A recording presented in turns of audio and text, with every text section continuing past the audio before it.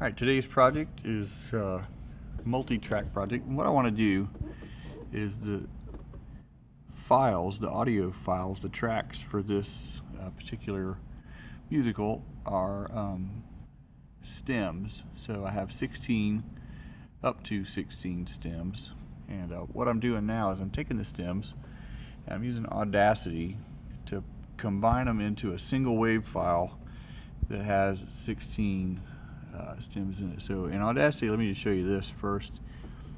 If you look under Edit Preferences, okay, there is an option here in your export to say under Import and Export here, we can use Advanced.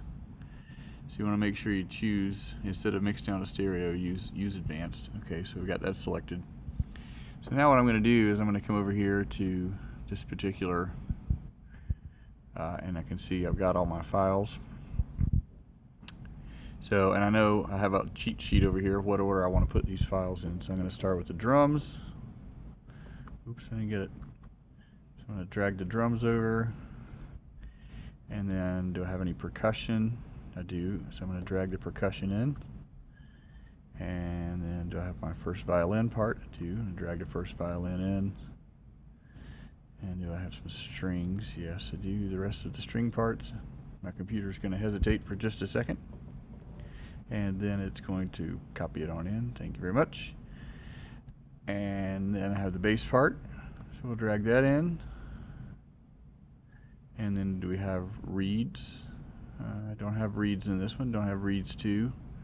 I do have trumpet and trombone, so go ahead and drag those in. There's trumpet, and there's trombone, and guitar 1 and 2. So guitar 1, guitar 2, and then I'm going to have keyboard 1, and then I have keyboard 3, and then I'm going to have this utility K2G3. Don't have an aux, don't have a click on this one, and so now I have all those files drug into Audacity here. So when I go to, I need to copy the name of the file here, so I'll just copy that.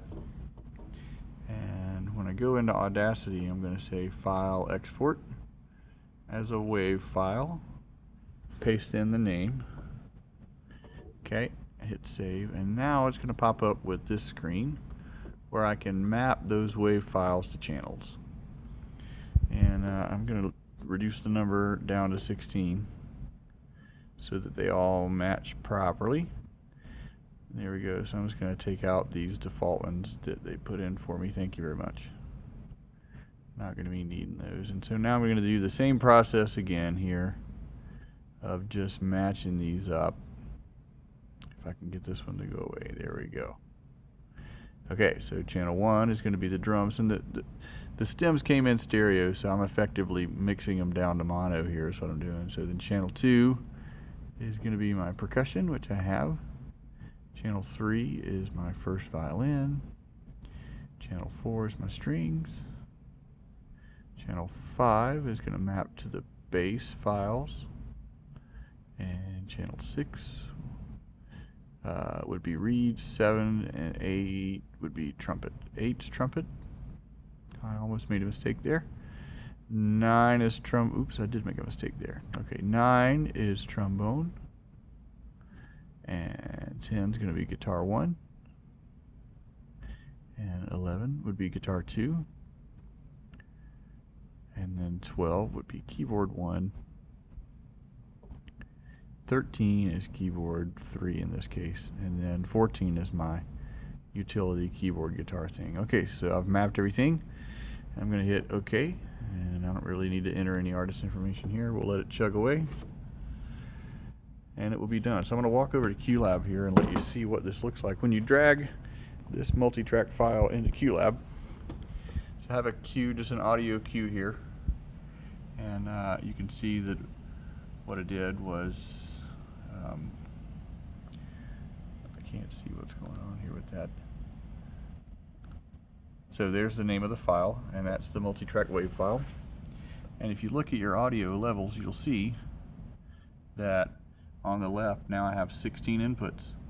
And then across the top, you can see that I have, because I'm using Dante Virtual Soundcard, I have 32 outputs, and I'm only showing, if you look right here, I can select how many I want to see. So I want to see 24.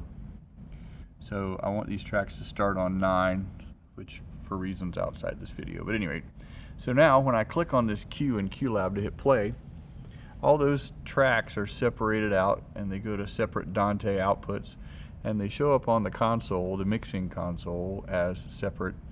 So I can mix all of the stems live, and as we go Q to Q on the soundboard, I can make real-time changes to the mix as we go through the show, because everything is split up on stems as it comes out of QLab. So there's the whole process. Hope you enjoyed.